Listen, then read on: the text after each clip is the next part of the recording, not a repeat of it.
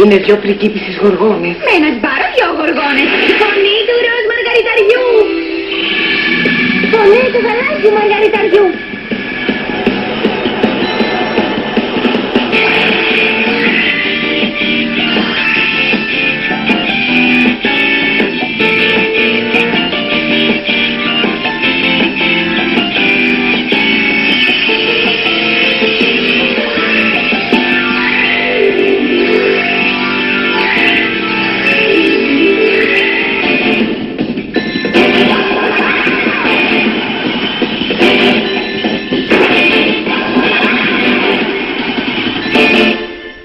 Κοριτσάκια, δεν νομίζω πως αυτό θα πιάσει.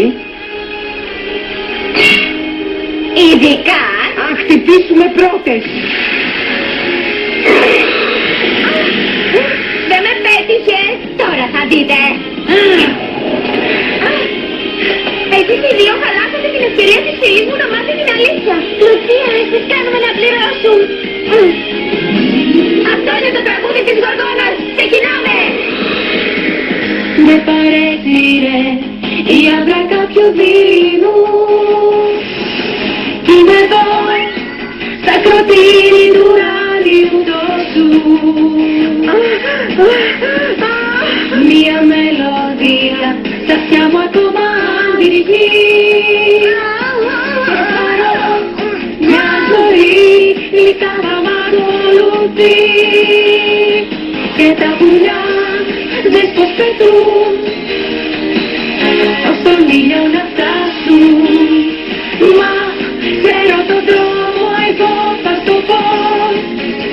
Τους θέλω κι αν αλλάξουν κάπου εκεί στον κόσμο των επτά θαλασσών. Βλέπω τη ζωή μας να γεννιέται ξανά. Θέλει φως στην αγάπη μας. Τα όνειρά μας θα αναπτύξουν. Είναι η οποία των επτά θαλασσών. Όπου και να πάω θα μ' ακολουθεί. Στην καρδιά πάντα θα λυθεί. Θα μου οδηγεί σ' όλη τη ζωή. Παντού αγάπη. Θέλετε να ακούσετε κι άλλο? Όχι, όχι άλλο. Όχι πάλι.